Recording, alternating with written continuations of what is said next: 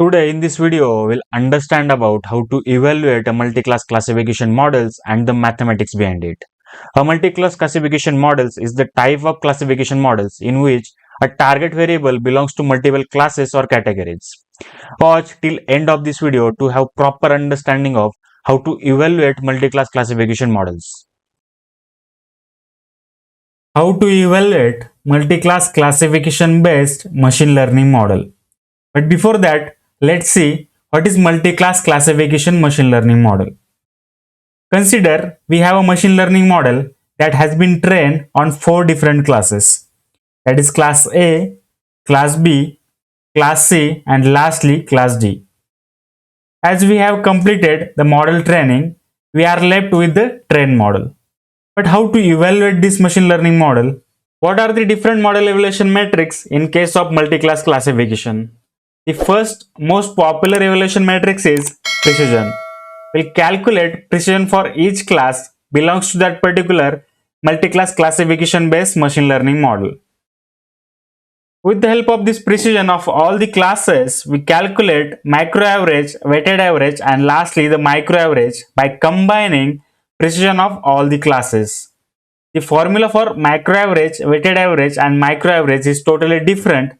So with the help of this precision of all the classes, we calculate all these averages. The second evaluation matrix is recall. We'll calculate recall for each class and after that we'll calculate macro average, weighted average and micro average by combining recall of all these classes. We'll do same thing in case of F1 score and lastly we calculate accuracy by using confusion matrix of that particular multi-class classification based machine learning model. In case of multi-class classification, we will be using two different approaches. The first approach is one versus all approach. It is also called as one versus rest approach. And the second approach is one versus one approach. In case of one versus all or one versus rest approach, for each class, we create binary confusion matrix from multi-class confusion matrix. And once we have this binary confusion matrix for each class, we calculate precision and recall for each class. And by using the precision and recall for each class, we calculate F1 score for each class. And with the help of this precision and recall for each class, we calculate micro average, macro average and weighted average. And this one versus one approach, it involves training a binary classifier for every pair of classes in the dataset. And we have binary confusion matrix for each binary classifier. With the help of this binary confusion matrix, we calculate precision and recall for each class. And with the help of this precision and recall for each class, we calculate F1 score for each class. And with the help of this precision and recall, we also calculate micro average, macro average and weighted average. What is one versus all or one versus rest approach? One versus all or one versus rest approach is like building a binary classifier for each class where the positive class is the target class and the negative class is the all other classes combined. Essentially, one versus rest strategy converts a multi-class problem into a series of binary tasks for each target class. Let's take an example. Consider we have 4 classes, class A, class B, class C and class D. It can be binarized into 4 binary tasks using one versus rest approach. The first task is class A versus class B, class C and class D combined. It is also called as class A versus not class A. Here you can see that our positive class is our target class, that is class A, and our negative class is all other classes combined, that is class B, class C and class D combined. The second task is class B versus class A, class C, class D combined. It is also called as class B versus not class B. Third task is class C versus class A, class B, class D combined. It is also called as class C versus not class C. And the last task is class D versus class A, class B and class C combined. It is also called as class D versus not class D. Here you can see that our target class is the all classes that we have, and the negative class is the all other classes within that particular specific binary task. So this is all about one versus rest approach. What is one versus one approach? In one versus one approach, we train a binary classifier for every pair of classes in our dataset. For example, if you have 5 classes, then you would train 10 binary classifiers in total, because with 5 classes, you will have 10 pair of combinations of these classes. One versus one approach in multi-class classification can be computationally too heavy as it requires training a large number of binary classifiers. Let's take an example. Consider we have 3 classes, class A, class B and class C. This can be binarized into 3 binary tasks using one versus one approach. Task 1 consists of training a binary classifier of class A versus class B. Task 2 consists of training a binary classifier of class A versus class C. And third task is about training a binary classifier of class B versus class C. We train these 3 different binary classifiers on respective classes. As we have seen, one versus one approach is computationally too heavy. So, in case of multi-class classification, or in case of evaluating multi-class classification model, we specifically use one versus rest or one versus all approach.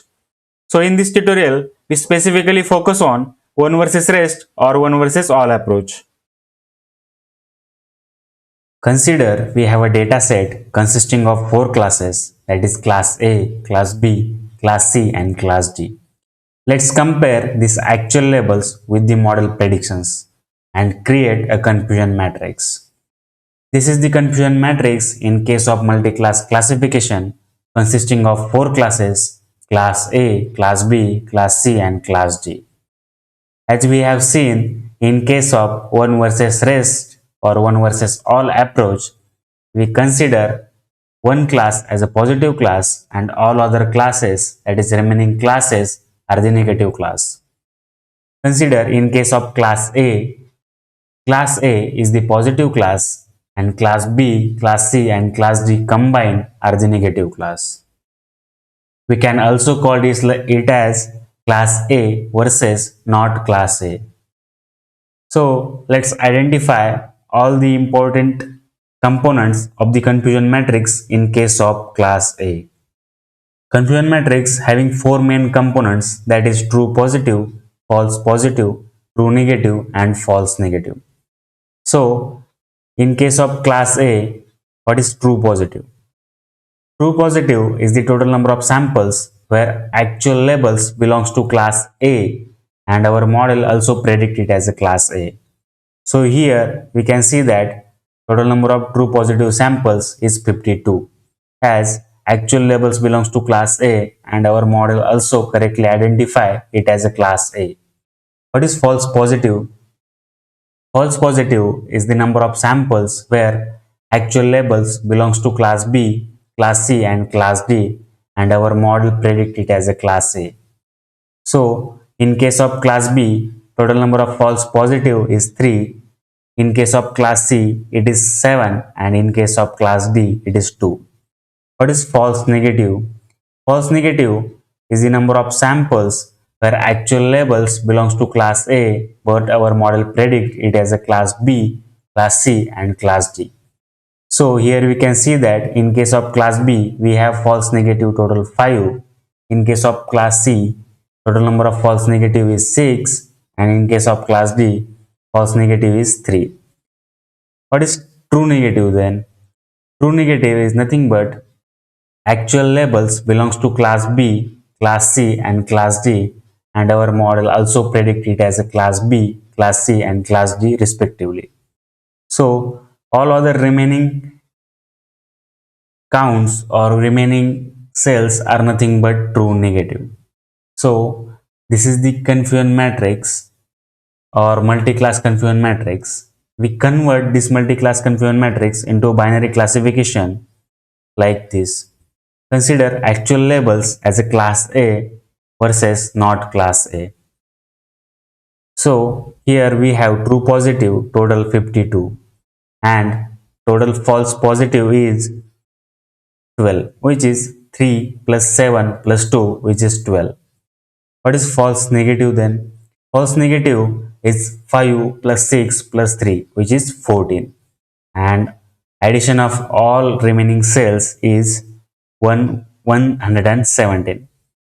That is 28 plus 4 plus 2 plus 9 plus 20 plus 6 plus 4 plus 8 plus 35.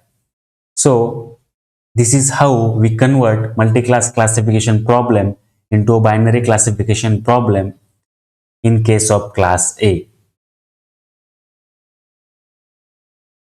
As we have created a binary confusion matrix for class A, let's create a similar binary confusion matrix in case of class B. For class B, firstly we need to find out all the important components of the confusion matrix. So what is the first component of confusion matrix? That is true positive. True positive is total number of samples where actual labels belongs to class B and our model also predict it as a class B. So here we can see that total number of true positives is 28. That is actual labels belongs to class B and our model also predict it as a class B, which is 28. So what is false positive then? False positive is nothing but total number of samples where actual labels belongs to class A, class C and class D, but our model predict it as a class B. So total false positive is in case of class A it is 5, in case of class C it is 4 and in case of class D it is 2. What is false negative then? False negative is the total number of samples where actual labels belongs to class B, but our model predicted as a class A, class C and class D. So in case of class A, false negative is 3, in case of class C, false negative is 9, or in case of class D, false negative is 4. And all other remaining cells are nothing but true negatives. So total true negatives are nothing but the remaining counts or remaining cells. Now let's convert this multi-class classification problem into a binary classification problem in case of class B. So while converting this multi-class problem to a binary classification problem, we have two classes, class B versus not class B. So in case of class B, we have true positives 28, false positives is 5 plus 4 plus 2, which is 11. False negative is 3 plus 9 plus 4, which is 16. And lastly, true negative, which is 139, which is addition of 52 plus 7 plus 2 plus 6 plus 20 plus 6 plus 3 plus 8 plus 35. This is how we convert a multi-class classification problem to a binary classification problem in case of class B. We'll convert multi-class classification problem to binary classification problem for remaining two classes, that is class C and class D. As we have binary confusion matrix for all the classes, we use these binary confusion matrix to calculate precision, recall and F1 score of the respective classes. Let's take an example of class A. In case of class A, we have a confusion matrix consist of two classes, that is class A versus not class A, and having four components, that is true positive, false negative and true negative. Now we calculate precision with the help of formula, which is true positive divided by true positive plus false positive, which equals to 52 divided by 52 plus 12, which is 0.81. As we have precision near to 1, then we can say that a model performance is quite good in case of class A. Let's calculate recall. Recall equals to true positive divided by true positive plus false negative, which equals to 52 divided by 52 plus 14, which equals to 0.78, which is also good in number. So we can say that in case of precision and recall, our model perform well in case of class A. Let's calculate F1 score with the help of precision and recall. What is the formula for F1 score? F1 score equals to 2 multiplied by precision into recall divided by precision plus recall, which equals to 2 multiplied by 0.81 into 0.78 divided by 0.81 plus 0.78, which equals to 0.79. So with the help of F1 score, we can say that our model perform well in case of class A. Similarly, we can calculate precision, recall and F1 score for the remaining classes, that is class B, class C and class D. As we have precision, recall and F1 score for class A, similarly we can calculate precision, recall and F1 score for class B, class C and class D. So you can see in the table we have precision, recall and F1 score for all the classes in our data. Now let's move on to the another model evaluation matrix, that is macro average. Macro average equals to addition of model evaluation matrix for each class divided by total number of classes. In our case, macro average equals to evaluation matrix for class A plus evaluation matrix for class B plus evaluation matrix for class C plus evaluation matrix for class D divided by 4. As we have precision, recall and F1 score model evaluation matrix for all the classes, let's calculate macro average for all these model evaluation matrix. Firstly, let's calculate model macro average in case of precision. Macro average of precision equals to addition of all the values of precision with respective classes divided by total number of classes, which is 4, which equals to 0.70. So as we can say that macro average of precision, it is a representative of precision of all the classes and which is 0.70. So we can say that our model performing well because its average precision is quite good. So let's do similar thing in case of recall. Macro average of recall is the addition of all the recall values of respective class divided by total number of classes, which is 4, which equals to 0.68. And lastly, in case of F1 score, the macro average of F1 score equals to addition of all F1 score values of respective classes divided by total number of classes, which equals to 4. And the value of macro average of F1 score is 0.69. So this is all about macro average for all evaluation metrics, that is precision, recall and F1 score. Now let's move on to the another average of model evaluation metrics, that is weighted average. Weighted average equals to sum of model evaluation metrics for each class multiplied by sample proportion of the respective class. In our case, weighted average equals to evaluation matrix for class A multiplied by sample proportion of class A plus evaluation matrix for class B multiplied by sample proportion of class B plus evaluation matrix for class C multiplied by sample proportion of class C plus evaluation matrix for class D multiplied by sample proportion of class D. As we have precision, recall and F1 score for class A, we evaluate or we calculate sample proportion of class A. Number of samples belongs to class A is 66.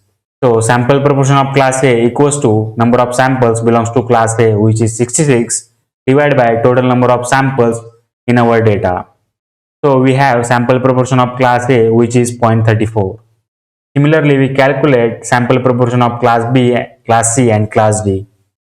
So in final table, we have precision, recall, F1 score and sample proportion of each respective class. Now let's calculate weighted average of each evaluation matrix. In case of weighted average of precision, it is an multiplicative sum of precision and sample proportion, which is 0.71. And in case of recall, it is an multiplicative sum of recall and the sample proportion of the respective class. Similarly, in case of F1 score, it is the multiplicative sum of F1 score and sample proportion of the respective class. Finally, we have weighted average of precision, recall and F1 score. So as we can see that the weighted average is somehow near to 1, then we can say that our model performing quite well in case of all the classes. From the table you can able to understand we have true positives and false negatives of each respective class. And finally we have total true positives, total false positives and false negatives in the last row of this table. So with the help of this table, we can calculate micro average precision, micro average recall and micro average F1 score. So what is the formula for micro average precision? Micro average precision equals to total true positive divided by total true positive plus total false positive, which is equals to 135 divided by 135 plus 59, which is equals to 0.69. Now let's move on to the micro average recall. Micro average recall equals to total true positive divided by total true positive plus total false negative, which equals to 135 divided by 135 plus 59, which equals to 0.69. And finally, micro average F1 score equals to 2 multiplied by micro average precision multiplied by micro average recall divided by micro average precision plus micro average recall, which equals to 2 multiplied by 0.69 again multiplied by 0.69 divided by 0.69 plus 0.69, and finally we have micro average F1 score, which is 0.69. So from the output of micro average precision, recall and F1 score, we can say that which is quite near to 1, so our model performing well for all the classes. From this table, you can able to understand this is the confusion matrix for multi-class classification problem, consisting of 4 classes, class A, class B, class C and class D. With the help of this confusion matrix, let's calculate overall accuracy. Accuracy equals to sum of true positives for all the classes, that is addition of all the diagonal elements divided by total number of instances in our dataset, or we can say it as like addition of all the cells of this confusion matrix. So accuracy equals to 52 plus 28 plus 20 plus 35, that is addition of all the diagonal elements divided by addition of all the elements belongs to this confusion matrix. So accuracy equals to 0.72. As our accuracy is near to 1, we can say that our model perform well in case of all the classes. This is how we can evaluate a multi-class classification model. Thanks for watching. If you enjoyed the video, please subscribe my YouTube channel. See you in the next exciting video.